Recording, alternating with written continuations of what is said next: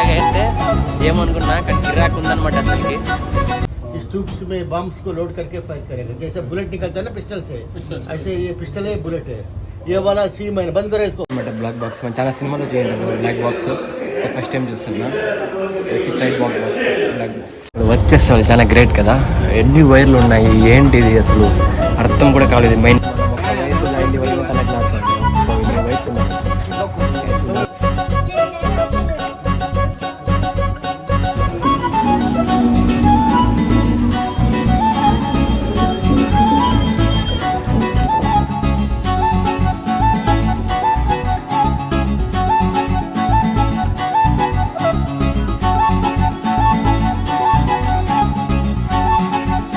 TU-142 aircraft museum and ఇది submarine. So ఎట్టు వెళ్ళినా మనకి ఎక్స్ప్లోర్ చేసే చాలా అంటే చాలా ఎక్కువ ఉన్నాయన్నమాట విశాఖపట్నంలో. సో విశాఖపట్నం ఎక్స్ప్లోరింగ్ చాలా అంటే చాలా సూపర్ ప్లేస్ అనమాట.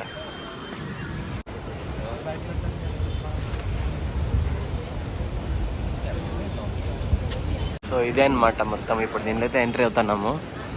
సో ఎంట్రీ అయితే ఇది.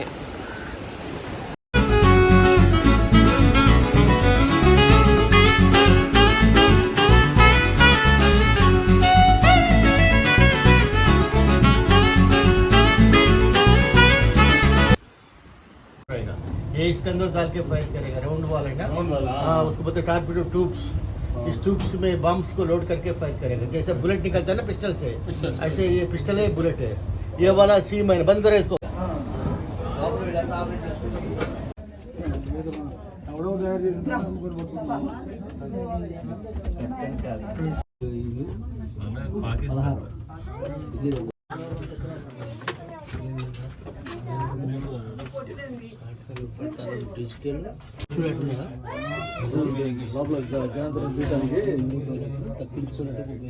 వాటర్ ప్రెస్ అంట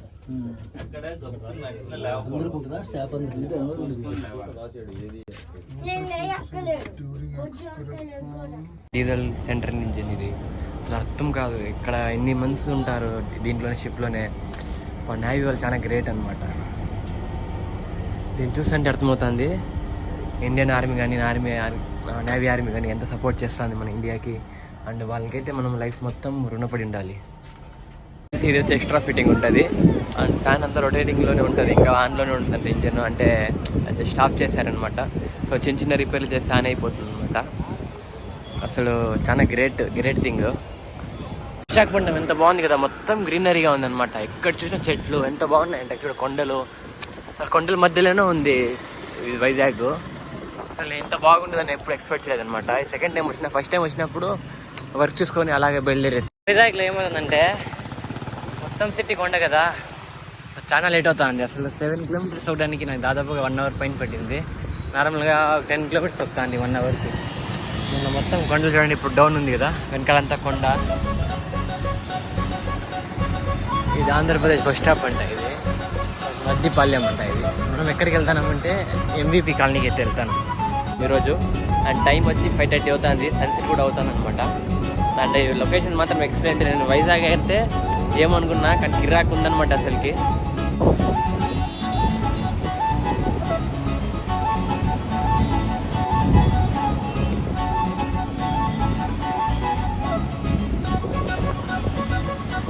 అది చూసాం కదా సబ్మెరీన్, దానికి 70 రూపీస్. అండ్ దీనికి 70 రూపీస్ వచ్చి VMRDA ఎయిర్క్రాఫ్ట్ మ్యూజియం అనమాట. సో మనం రెండింటి కలిపి తీసుకుంటే 100 రూపీసే.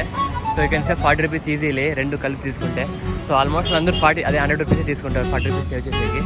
సో వర్తబుల్ అండి, చూడొచ్చు.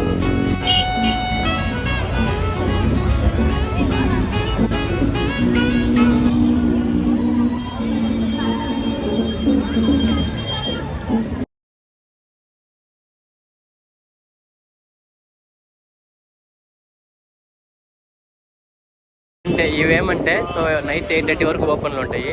సో మీరు టికెట్ ఒకవేళ ఈవినింగ్ టైంలో అలా తీసుకుంటే, సో దాని లోపల ఎంట్రీ ఇది అనమాట. So entry exit opposite side ఉంటాయి. సో నేను అప్పుడే అట్లా వెళ్ళి మళ్ళీ ఇట్లా వచ్చా కదా. సో ఆ తప్పు అయితే ఇక్కడ చేయలేదు, ఒకసారి తప్పు చేసినాం, అది అట్లే ఉండిపోయింది.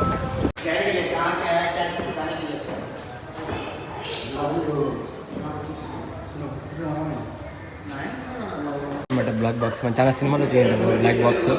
ఫస్ట్ టైం చూస్తున్నా. వచ్చి flight box black box. Don't touch the aircraft. ఇట్లా ఎస్కేప్ అవచ్చు అనమాట. సో ఇది ఒక ప్రాసెస్, ఇదొక ప్రాసెస్, అండ్ ఇదొక ప్రాసెస్, ఇదొక ప్రాసెస్. సో ఇన్ని ప్రాసెస్ ఉన్నాయి. సో కింద కొట్టుకోవాలి. ఇది వచ్చి oxygen tank, chair bottle, and ఇవన్నీ రిఫిల్స్ ఉంటాయి నాకు తెలిసి. అట్లే బుల్లెట్ జమ్ జమ్ జమ్ అనుకుంటుంది. And turbo generator. అండ్ ఇది వచ్చి సోనో బోయ్. ఇది ఏదో తెలియలేదు. ఇది కూడా మిసైల్ లాగే ఉంది. అండ్ కూడా అవన్నీ మిసైల్స్ అనమాట. ఇక్కడ ఉన్నాయి యాక్టివ్. ఇదేమో చదివే కూడా చాలా కష్టంగా ఉందన్నమాట. సో ఇది టోటల్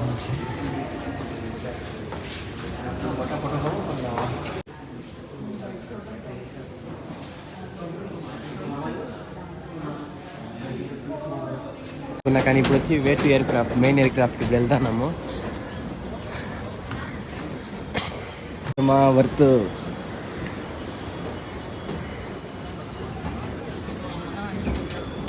దీని లోపలికి వెళ్తాం ఇప్పుడు. సో ఫస్ట్ టైం ఇది ఎయిర్ క్రాఫ్ట్లో ఎంటర్ అవుతున్నాము. లైఫ్లో ఎవరు ఎంటర్ అవ్వరు అనమాట రియల్ ఎయిర్ క్రాఫ్ట్లో, అంటే వర్క్ చేసేవాళ్ళు తప్ప. అండ్ మనం వెళ్తున్నాం. సో మీరు వచ్చేయండి. విశాఖపట్నం.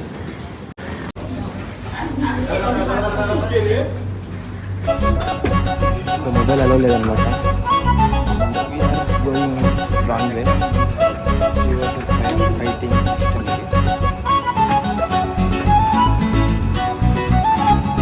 ఎలా వర్క్ స్వామి అర్థమే కావాలంటే. Inside no photograph, no videos, కానీ మనం స్కామ్ చేస్తాం. సో ఇది ఏరోప్లేన్ ట్రక్ అనమాట. సో ఇన్ని ఫీల్స్ ఉంటాయి అన్నమాట.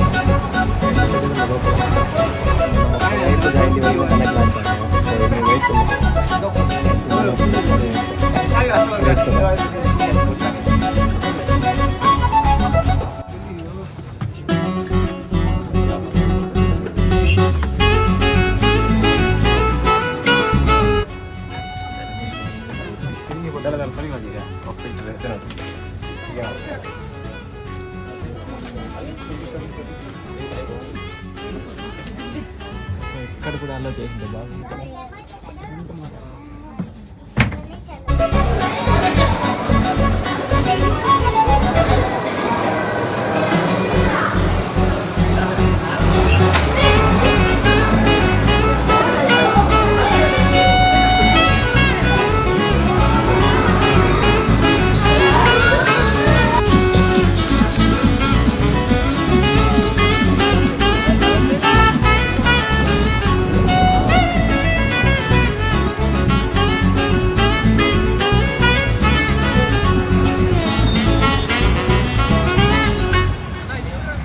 ఇప్పుడైతే మనం ఫిషింగ్ హార్బర్కి వెళ్దాం. సో డిఫరెంట్గా ఉంటుంది.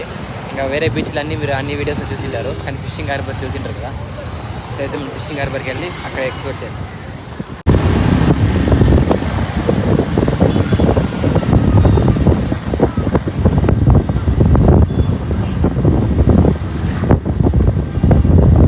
సో ప్రజెంట్ మనం ఎక్కడున్నామంటే ఫిషింగ్ హార్బర్లో ఉన్నాము.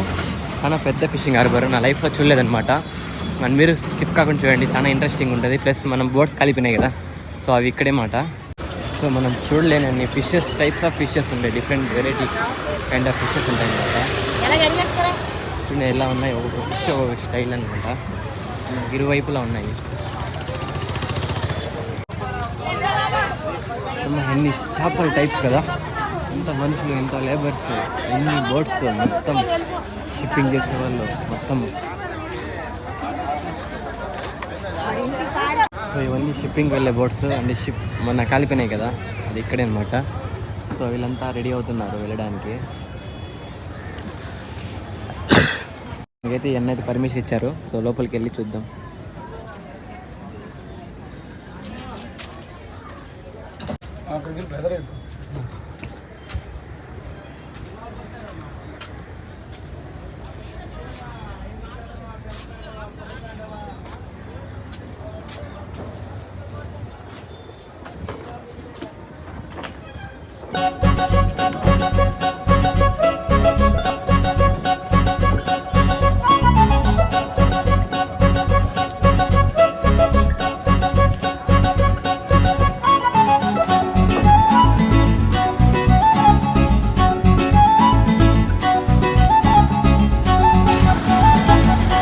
8 అవుతుంది. వీళ్ళంతా బీచ్ చూసే వెయిట్ చేస్తారు, వచ్చారనమాట. సో ఇంకా వాళ్ళు ఇంటికి వెళ్తున్నట్టున్నారు. ఎంతమంది ఉన్నారు కదా అసలు సండే పూట రాకూడదు అనిపిస్తుంది బీచ్కి, అంత క్రౌడ్ ఉంది.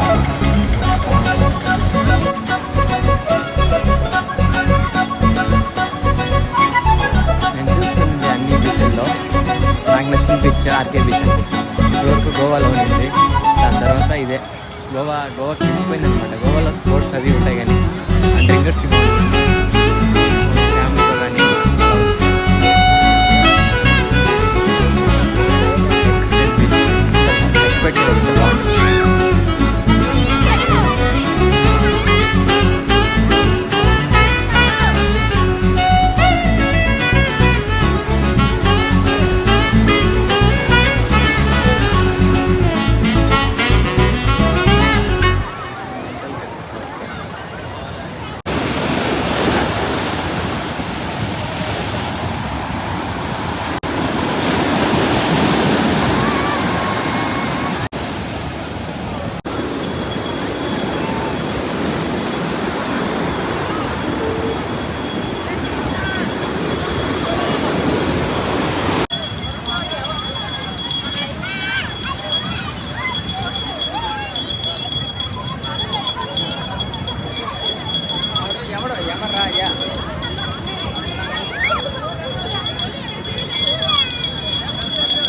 వచ్చి 7:30 అవుతుంది. ఇప్పుడే నిద్రలేదు, నైట్ ఇక్కడే ఉన్నాము.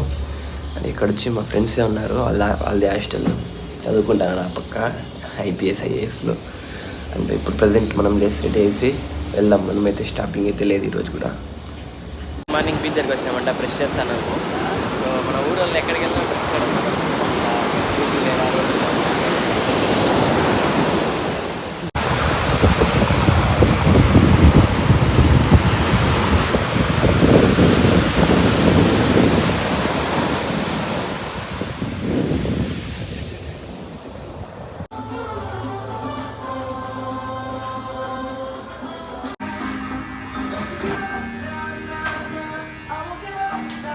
మార్నింగ్ దేవుడు మన దగ్గర పరీక్షిస్తున్నాడు. మొత్తం కొండెక్కుతున్నాము. అండ్ ఆ పక్క వ్యూ చూడండి ఎట్లుంది, ఎక్సలెంట్గా ఉంది కదా. ఇక్కడ విశాఖపట్నం రోడ్స్ ఏమంటే అన్ని డౌన్ పైకి అలాగే ఉంది. సో కొంచెం కష్టపడాలి, కొంచెం సుఖపడాలి, అట్లా అయిపోయిందనమాట. మన రైట్ సైడ్ మొత్తం సముద్రం ఉంది. అసలు ఆ సైడ్ ఉంటే మాత్రం ఎక్సలెంట్గా ఉంటుంది షార్ట్స్. కానీ మనం ఈ పక్కన కదా లెఫ్ట్ సైడ్, సో అంత ఈజీ కనపడడం లేదు. అంటే ఆ పక్కంతా ఫ్లేవర్ ఉంది, హైట్ ఉందా, హైట్ కింద అంతా సముద్రం. సముద్రం పక్కనే వెళ్తాం అనమాట.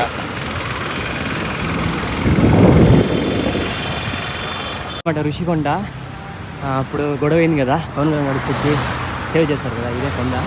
అండ్ అవతల సైడ్ వచ్చి మనకు బిల్డింగ్ కట్టేశారనమాట, ప్యాలెస్ లాంటిది.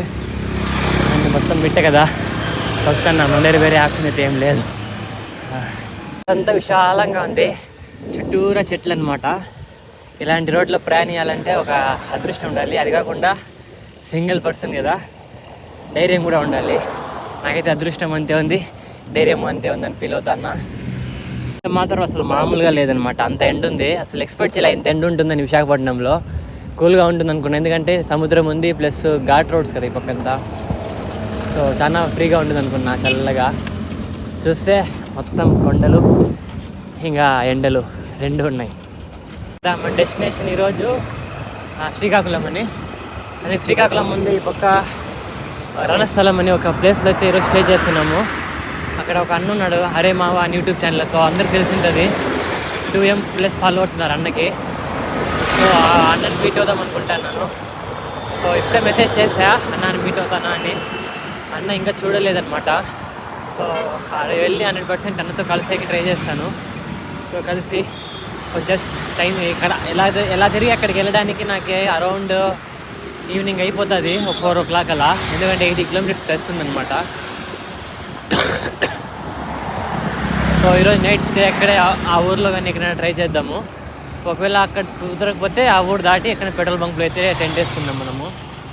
అండ్ బట్టలు కూడా ఉతుక్కోవాలి, చాలా బట్టలు ఉన్నాయన్నమాట.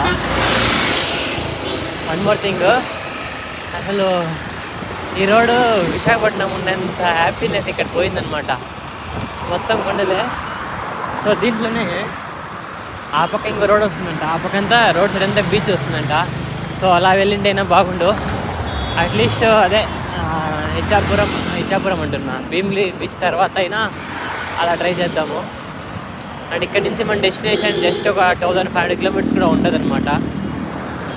ఎంత ఫాస్ట్ అయితే అంత ఫాస్ట్ వెళ్ళిపోదాము. ఎందుకంటే మళ్ళీ ఊర్లో వెళ్ళి ఇంకా వినాయక చవితి వస్తుంది. సో కొద్దిగా సెలబ్రేషన్ కూడా చేసుకోవచ్చు అనమాట. ఆ లోపల మీరు కొంచెం సపోర్ట్ చేస్తే ఏదైనా ఒక వీడియో క్లిక్ అయిందంటే ఛానల్ మానిటైజేషన్ అయితే చాలా హ్యాపీగా ఫీల్ అవుతా. సో కష్టపడుతున్నా బాగానే, కానీ ఫలితం కొంచెం తక్కువే ఉంది. మీరు ఎంత సపోర్ట్ చేశారంటే 100% ఆ సక్సెస్ అయితే పొందుతాను. అండ్ నా దగ్గర అమౌంట్ కూడా ఎక్కువ లేదనమాట, ఫుడ్ కూడా సరిపోదు, అంత తక్కువ ఉంది. సో ఎవరిని అడగాల ఏంటి కూడా తెలియడం లేదు. సో చూద్దాం మన డెస్టినీకి ఎంత ఫాస్ట్ వెళ్దాం, ఎలా పడితే అలా వెళ్దాం. సో టెన్షనే లేదనమాట. ఫుడ్ ఉన్నా లేకపోయినా అయితే మనమైతే కంటిన్యూస్గా వెళ్దాం ఫిక్స్ అయిపోయినా. మన ఆంధ్ర రోడ్లో నాకు విచిత్రమైన థింగ్ ఆల్రెడీ మీకు 2 times 3 times చెప్పింటా. సో ఈసారి మీకు ప్రూఫ్తో పాటు చూపిద్దాం అనుకుంటున్నా. అండ్ చూడండి, శ్రీకాకుళం 68 కిలోమీటర్స్ ఉంది కదా. సో ముందర చూపిస్తా మీకు, ఇంకా 68 నుంచి పెరిగే ఉంటుంది అనమాట. లైక్ 72 80 నాట్ ఉంటుంది. సో చాలా కన్ఫ్యూజన్ అయిపోతుంది అనమాట. చూద్దాం, 68 ఉంది. ముందర ఏదైనా బోర్డు వస్తే మళ్ళీ మీకు రికార్డ్ చేసి చూపిస్తాను. ఇక చెట్లు కూడా లేవు రోడ్ సైడ్. ఈ పక్క ఆ పక్క సర్వీస్ రోడ్లో కూడా చూడండి హౌస్లో ఉన్నాయి. హౌస్లలో కూడా చాలా కష్టం అనమాట. అసలు ఎండ భయంకరమైన ఎండ. ఈరోజు విజయనగరం ఎంట్రన్స్ అవుతుంది మనము, కానీ విజయనగరంకి అయితే పోము. మన రణస్థలంలో అయితే 100% వెళ్తాము. చెప్పాం కదా అన్నకు మీట్ అవ్వాలని. సో రణస్థలం ఇంకా ఒక 40 లేదా 50 కిలోమీటర్స్ ఉంటుంది. సరిగ్గా సైన్ బోర్డ్స్ కూడా లేవన్నమాట, ఎన్ని కిలోమీటర్స్ అని. మ్యాప్ వేస్తే ఛార్జింగ్ బిన్నె లాగేస్తుందని మ్యాప్ కూడా వేయను. ఎక్కడ డౌట్ వస్తే తప్ప ఎక్కడైనా. అసలు శ్రీకాకుళం ఎంటర్ అవుతా అంటే నాకైతే కేరళలో ఉన్న కోకోనట్ ట్రీస్, ఆ రివర్ చూడండి ఎంత బాగున్నాయంటే ఎంత బాగున్నాయి. వాటర్ ఫ్లో కానీ మొత్తం కేరళ వైబ్ వస్తుంది. మన ఆంధ్ర కేరళ అనుకోవచ్చు. ముందర చెట్లు కనపడుతున్నాయి కదా, అవి మొత్తం కోకోనట్ ట్రీస్ అనమాట. చూసేకి ఎంత అందంగా ఉన్నాయంటే అంత అందంగా ఉన్నాయి. అలాగే ఎండ కూడా అలాగే ఉందన్నమాట. చాలా ట్రావెల్ చేస్తున్నా.